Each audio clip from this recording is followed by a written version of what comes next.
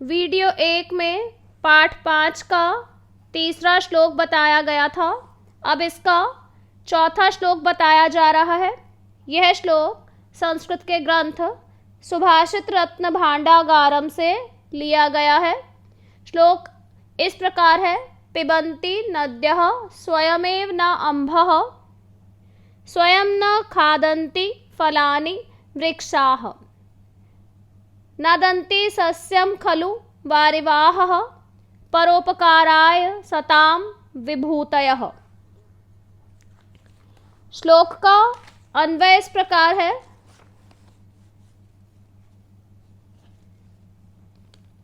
नद्यः स्वयमेव शब्दों को अलग किया जाएगा तो शब्द होंगे स्वयं एव। न अम्भः संधि विच्छेद है, न प्लस अम्भः। अम्भः शब्द को पहले लिखा जाएगा और न को बाद में। पिबन्ति, इसके बाद वृक्षाः स्वयं फलानि न खादन्ति खलु वारिवाहः सस्यं नदन्ति संधि विच्छेद किया जाएगा, न प्लस अदन्ति, न अदन्ति।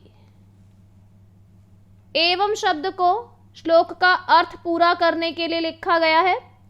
सतां विभूतयः परोपकाराय।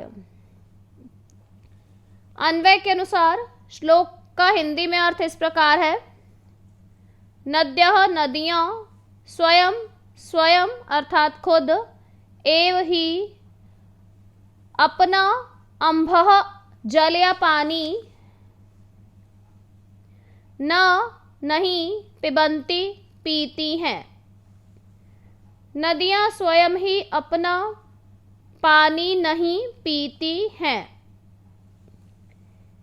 इसके बाद वृक्षाः पेड़ स्वयं अपने फलानि फल न नहीं खादन्ति खाते हैं। पेड़ स्वयं अपने फल नहीं खाते हैं। खलु निश्चय ही वारिवाहः, वारी का अर्थ है जल और वाहः शब्द जल का वहन करने वाले, जल को ढोने वाले, उठाने वाले कौन है? बादल। इसलिए वारिवाह शब्द का अर्थ है बादल। सस्यम फसल, न नहीं, अदंती खाते हैं। निश्चय ही बादल फसल नहीं खाते हैं।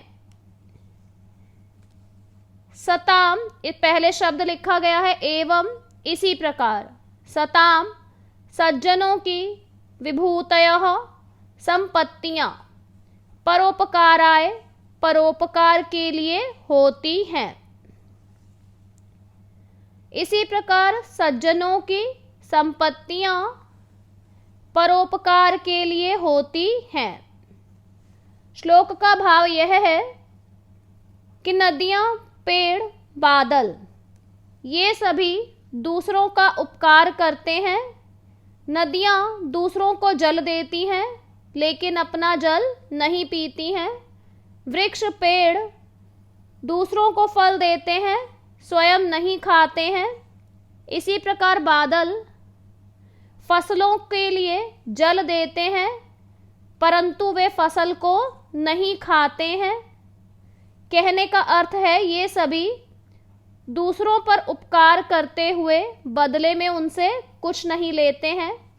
इसी प्रकार जो सज्जन व्यक्ति हैं उनकी सभी संपत्तियां, उनका सब कुछ परोपकार के लिए अर्थात दूसरों के उपकार के लिए ही होता है और वे बदले में दूसरों से कुछ नहीं लेते, उनसे कोई अपेक्षा नहीं करते, वे स्वार्थी नहीं होते। संस्कृत में इसका भावार्थ इस प्रकार लिखा जा सकता है।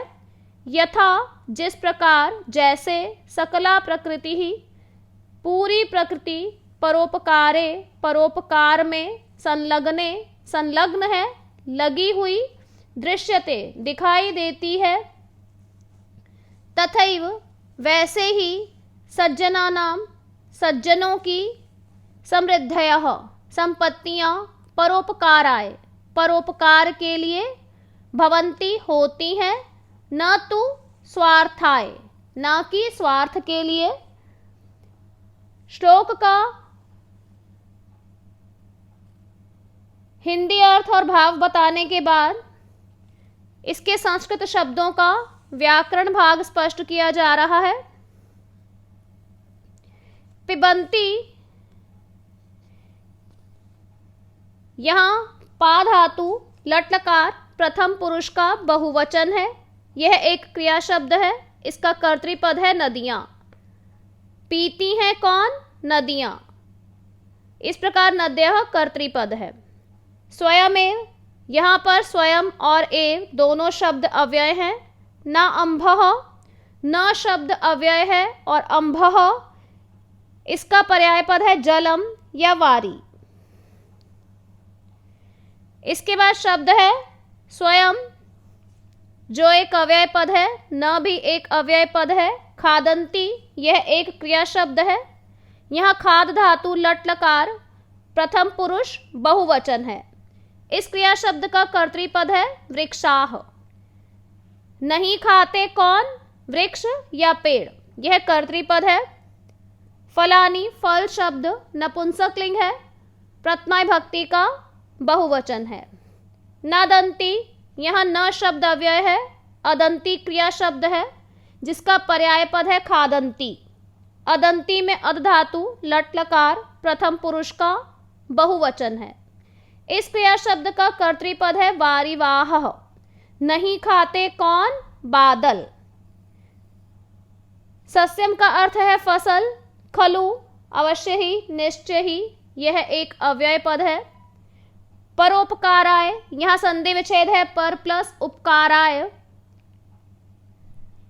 परोपकाराय इसका विलोम शब्द है स्वार्थाय, परोपकार के लिए, और विलोम पद हुआ स्वार्थ के लिए।